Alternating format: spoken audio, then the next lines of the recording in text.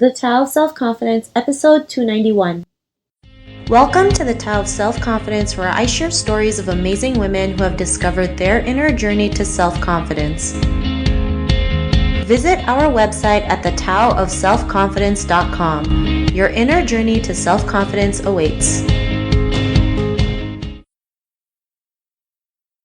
Well, hello friend. Welcome to the Tao of Self-Confidence, where I share stories of amazing women who have discovered their inner journey to self-confidence. I'm your host today, Sheena Yap Chan, and today I have a phenomenal lady on the show today. She is an actress, an author, and also an international speaker, and I'm just really excited to have her on and share her story with us. So without further ado, I'm going to introduce you to Zai Miztiq. Zai, how are you today? Maybe you can fill in a little bit more about yourself to our listeners. Hey, hi Sheena. Thank you for having me on this interview with your guest. Okay, what do you want to know? Introduction, is it? Okay, I am from Singapore. I am currently an author, speaker, coach. I help women mostly and youth to help rediscover their identity, to gain confidence and clarity, and be happy. Because I've of course with years of experience, 15 years of travel and entrepreneurial journey, and having had broken my spine 11 years ago, I was in an accident. And doctors said I couldn't walk anymore, and how I moved from a victim mindset to victorious mindset, and lots of experiences and of course knowledge I learned from my mentors. I thought, hey, I'm going to put together a program called a sisterhood mentorship program to help people. So that's what I do today.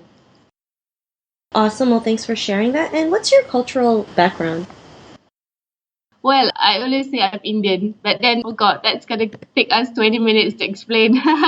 Okay, so basically, let me begin with my mom. That's slightly simpler. My mom has some Malaysian roots from her mom, and her dad, a bit of a Pakistani. But then my dad, he's from India, but we suspect we have like an East African, Yemeni lineage. So I'm Indian. My dad was born in India, so yeah. Awesome. Well, thanks for sharing that. And Zai, what would be your favorite self-confidence quote? To me is, there's so many, but like I always, like I wrote in my second book, 5 Things I Love About Being a Woman. It says, intelligence is sexy, confidence is sexier. I love that.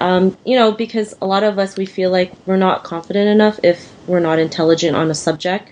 But if we just portray the confidence, kind of like a fake it till you make it, in a good way, of course, then, we attract what we want to know, and we go out there and realize that we are able enough to go out there and know the things that we want to know, or find out those things, be curious. So I really like that. I've always heard this fake it till you make it, but personally, I think we don't even have to fake it. We just got to be authentic, be our true self, and we have the answers. We don't have to have all the right answers all the time, I think. I agree. Sometimes the wrong answers will lead us to the right path. So just be yourself. Yeah, so thanks for sharing that quote. And in your own words, how would you define self-confidence? How do I define self-confidence? I think personally over the years, there are many things that has happened, but self-confidence is something that it happens when you are being true to yourself, like you know your values, you know what you stand for. Thanks for sharing that. And Zai, what was your life like before your discovery of self-confidence? What was my life like? Oh, I love to share this story. Okay, I actually recently just unpacked more of it. I think as a kid, you always hear, why do you ask so many questions? Or why do you this? Why do you that? And it makes you stop. I think there's a lot of time you just lose self-belief, and that anyway, nobody's going to listen to me anyway. So that makes us have a lot of fear. We fear what will people say, what people will this, what people will think about us. And I think that was one of the things that happened to me. And as a kid, like I said, I have such a mixed culture. And in Singapore, we've got Malays, Indians, Chinese, and the Indian kids will go, oh, you Malay girl. And then the Malays will go, oh, you Indian girl. And I'm like, always lost. I don't even know who I am, what I stand for.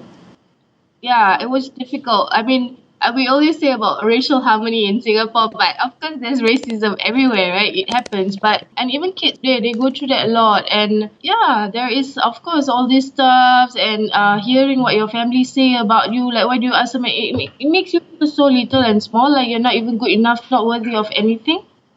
But thankfully I was always interested in art. I loved art. I always expressed myself through art.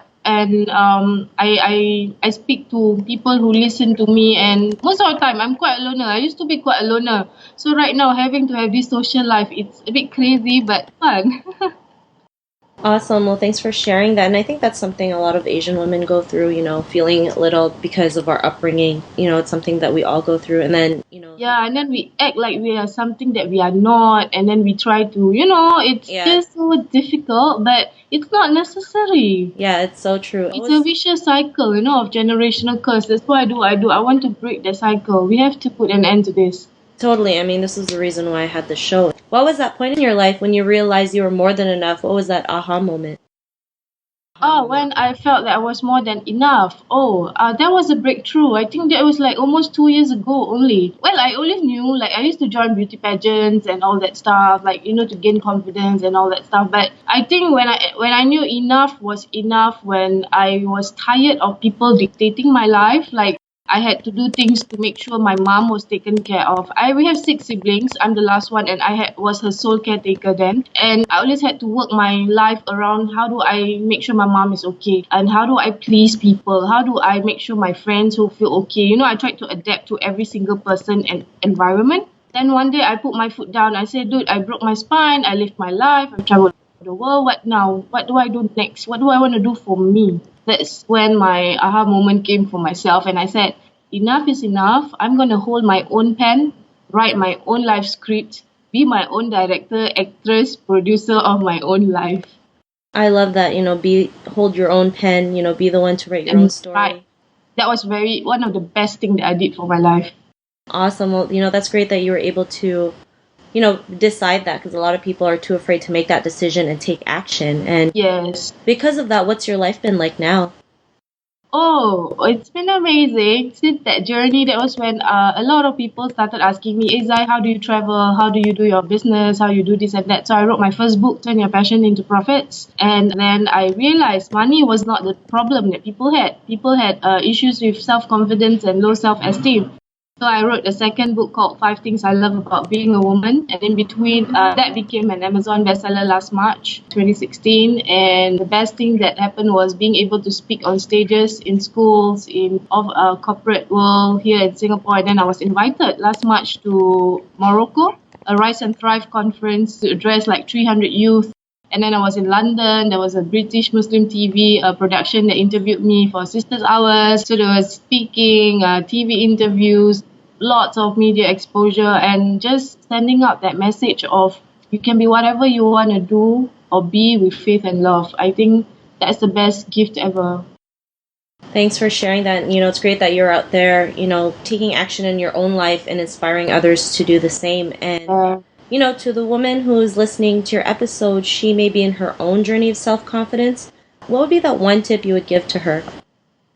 You see, as long as you are on this journey, life is a journey, and every step you are evolving. Even me, like every day I wake up to ask myself, what's the next right move to make? So there's never like, okay, I'm done, I'm settled. Don't stay in that comfort zone for too long, but celebrate that joy. You can celebrate that joy and that moment. Don't stay in that comfort zone too long. And another thing for women, especially if you are single, people will say, oh, you're not married. And if you're married, they're like, hey, you have no kids. And if you have one, it's like, when's the next one? And then when you have 5, they're like, oh, you have too many.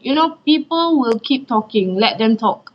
Live your dreams, live your legacy, be the strong soulful success you are destined to be, and be happy. I think that is very important, because even now people talk to me about such stuff like, oh, why don't you have this? I'm like, dude, I'm enough. I'm happy. Leave me alone.